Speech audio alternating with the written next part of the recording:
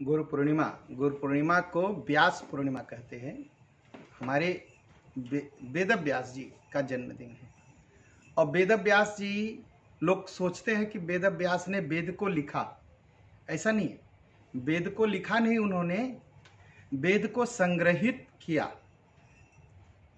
पहले वेद एक पुस्तक थी, एक ही, फिर उन्होंने संग्रहित करके वेदों के 4 भाग बनाए: ऋग्वेद, यजुर्वेद, अथर्ववेद और सामवेद।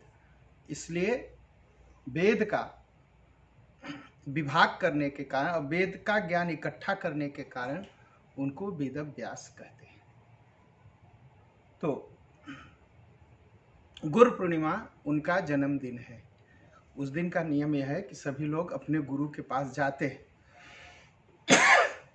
गुरु की सेवा करना, गुरु पूजन करना, और जो कुछ भी अपनी कमाई में है दक्षिणा के रूप में गुरुदेव के पास समर्पित करना, जिससे गुरुदेव समाज और संसार का कार्य कर सकें। और इसका बहुत बड़ा महत्व है। जो आध्यात्मिक जीवन है उसके लिए गुरु पूर्णिमा बहुत बड़ा दिन है। बिना गुरु के ज्ञान नहीं होता। गुरु बिन भवनिधि तरय न कोई। भगवान क्या कहते हैं? भगवान क्या कहते हैं? मोते अधिक गुरहि जिय जानी। गुरु को जो मुझसे बड़ा माने।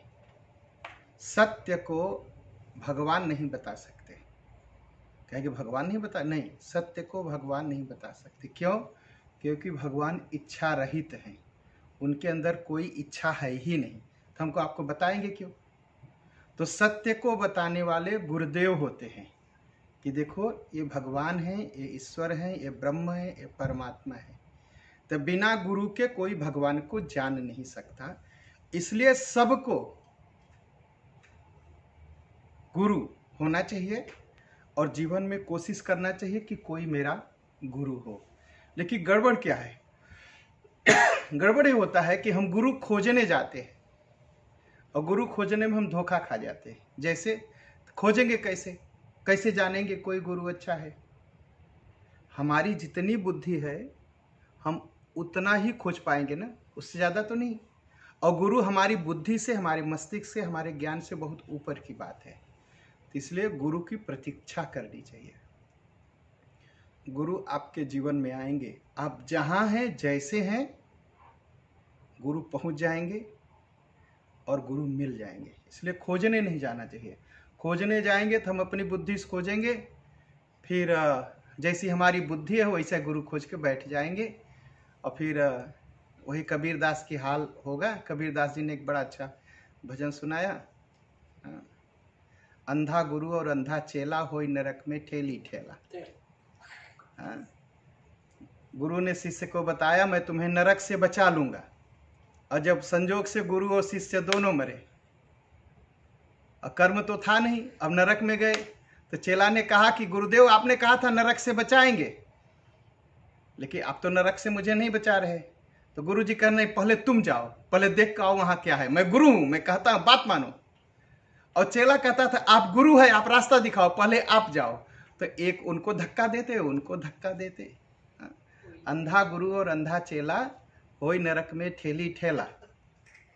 तो इसलिए यहां वहां मत भटकिए, आप इंतजार करिए, भगवान पर श्रद्धा रखिए, गुरुदेव मिल जाएंगे। और जब गुरुदेव मिल जाएंगे तो भगवान मिल जाएंगे। गुरु वही जो राम मिलावे। जो भगवान से मिला नहीं सकता वो गुरु नहीं हो सकता। इसलिए शांतिपूर्वक भगवान की आराधना करते रहिए, प्रार्थना करते रहिए, गुरुदेव आ जाएंगे। जब रामकृष्ण परमहंस के जीवन में गुरुदेव आ गए, उसी गंगा के किनारे तोतापुरी जी महाराज पहुंच गए। भक्त राम प्रसाद के जीवन में गुरु जहाँ राम प्रसाद जी थे जिस घर में, वहीं पहुंच गए सब बताने। तो हमको आपको भी मिल जाएंगे, ज़्यादा मत भटकिए। तो 23 तारीख द्विअंतक जुलाई को गुरु पूर्णिमा है। आप आइए, हम लोग मिल कर के बैठ कर के बात करेंगे, गुरु कौन, गुरु कैसे मिलेंगे और गुरु किस तरह हमें आपको भगवान का दर्शन कराएंगे, इस पर हम विचार करेंगे। तो 23 जुलाई को आपका दक्षेश्वर धाम में स्वागत है। आप आइए, हम मिल कर के पाठ करेंगे, जप करेंगे और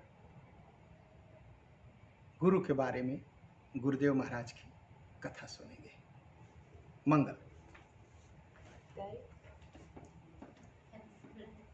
पूरा दिन मंदिर है सुबह से, हाँ, लेकिन जो कथा होगी आप 7 बजे से आइए, तो पाठ करेंगे, थोड़ी देर कथा होगी।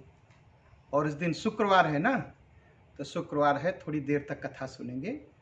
तो शाम को 7 बजे से आप आइए, लेकिन अगर आप शाम को नहीं आ सकते तो आप सुबह आइए, क्योंकि सुबह से मौका है आपको।